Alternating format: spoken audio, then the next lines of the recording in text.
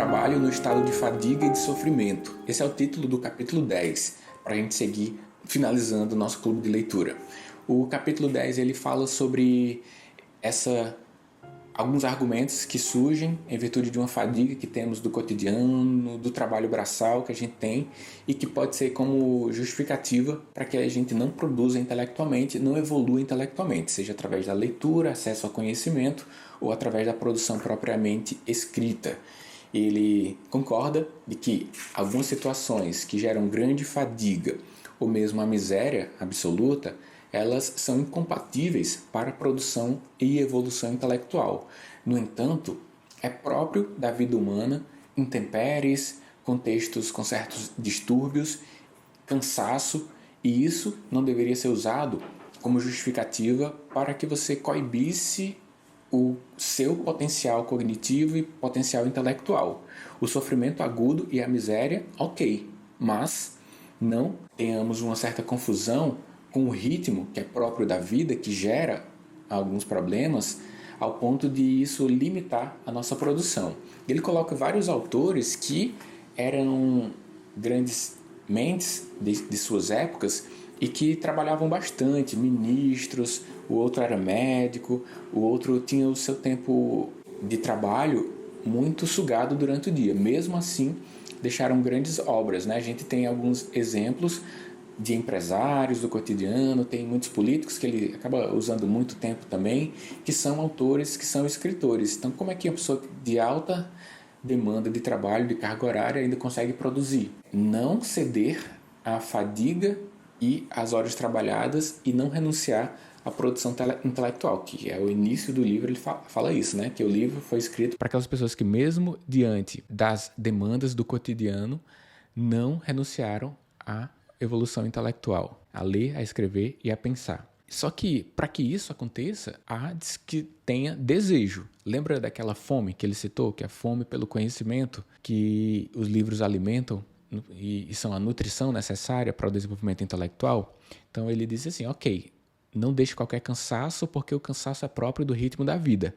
Mas isso só vai acontecer na prática se você tiver a influência do desejo para que haja uma produção significativa e que haja resultados. Se existe verdadeiramente, e aí, mais uma vez, a palavra verdadeiramente, né? Não cita só a necessidade, mas a necessidade verdadeira. Se existe verdadeiramente o desejo, se o objeto do desejo, que é o produto da sua intelectualidade, é realmente, verdadeiramente quisto por você, a luz, que é essa necessidade, o desejo pela luz fará com que a luz aconteça. Ou seja, o seu desejo, o seu anseio pelo resultado X dará o combustível necessário para que você alcance aquele resultado. A luz vai tomar de conta de você até que ela se ofereça, apareça de fato. E existe uma importância de uma atenção verdadeira para esse objetivo. Então, se o seu objetivo é louvável, é verdadeiro, o seu foco estará voltado para que ele se repercuta em algo mais concreto.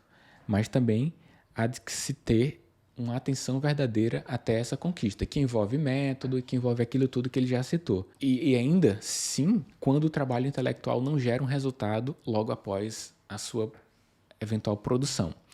Ele cita até um exemplo que quando alguém está buscando resolver um exercício de matemática, e depois de 1 hora não consegue chegar ao final, não deveria ficar triste por isso, porque em alguma instância da sua mente, a alma evoluiu e algo está sendo formado. E isso gerará algum fruto em outro momento. O esforço, o foco que você dá, a dedicação que você dá, em termos de desejo real e verdadeiro pela evolução intelectual, ele é recompensado com algo mais concreto, ou mesmo que não haja um resultado visível, o foco, a atenção e o conhecimento, mesmo que superficial naquele primeiro momento, já é um produto por si. Imagina se você consegue fazer 2 horas de leitura e no final não consegue expressar tudo sobre aquela leitura, ou consegue expressar só 1 minuto sobre aquilo, e aquela intenção de dizer assim, não aprendi nada. Mas em alguma instância, da sua mente, do nosso espírito, a sua capacidade de foco foi aumentada, a sua capacidade de velocidade de leitura foi aumentada, então várias capacidades foram melhoradas. E isso resultará em um fruto, pois esse é um resultado por si só, a evolução das suas capacidades, mesmo que não haja produção naquele momento. O esforço lança luz à alma e o fruto será colhido em algum momento.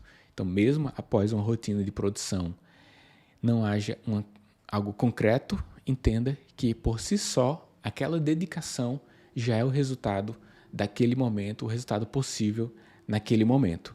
E o que pensar após esses momentos? É uma imagem que ele coloca. Todo ato de atenção, de resistência, toda a busca pela perfeição externa a toda recompensa que possa se visualizar naquele momento imediato, mesmo que isso não aconteça, haverá um resultado. Esse resultado encontra em si mesmo a sua recompensa, que é o que eu já havia falado, que é sobre ter elevação de capacidades, mesmo que não haja uma produção concreta e visível após a rotina de estudos ou de produção. E o livro finaliza com uma citação de Eclesiastes, e é a seguinte: dá-se a alegria no trabalho, fazer com que a alma se alegre em meio ao trabalho. Mais uma vez, retomando a ideia de diferenciar ocupação de trabalho. O trabalho é um momento em que você pode, ao mesmo tempo, sofrer para o desempenho em virtude do peso mental, do início do esforço, da manutenção do foco, ao mesmo tempo sofrer, ter a alegria pela evolução do espírito. Para fechar o livro, ele ainda coloca um capítulo extra ali, o capítulo 11, onde ele cita uns fragmentos de uma carta a um jovem do nosso tempo, que é um estímulo sobre como pensar sobre o tempo na evolução intelectual. Pois se você tem a intenção de evoluir intelectualmente, talvez você pense que muito tempo já se passou, que muito tempo já foi perdido. E ele diz que não se desanime frente a isso. Ainda há tempo para que você conquiste a perfeição. Ainda há tempo suficiente e essa perfeição possível para o seu contexto, para o meu contexto, não está distante, muito distante. A gente tem essa impressão que está muito distante para a gente ter grandes conquistas, mas não tenha isso. Se você pensar, em 10 anos eu consigo algo, produção intelectual, escrita de livros, essas coisas, é muito tempo. Não pense isso, o tempo vai passar de qualquer forma. É mais ou menos o mesmo argumento que eu tenho para os investimentos. As pessoas dizem que, eu vou investir por 10, 15, 20 anos para ter um resultado, mas o tempo vai passar de qualquer forma. Se você decide hoje ter uma vida intelectual, desenvolvimento do pensar na leitura, ou se tiver uma inclinação para a escrita também, 20 anos ou 10 anos não deveria ser uma imagem mental predominante, mas sim cada evolução, cada passo que você dá com o esforço possível naquele momento e no outro momento e no outro e no outro. Esse é um grande ensinamento do livro. Espero que você tenha desenvolvido capacidades ao acessar o nosso clube de leitura.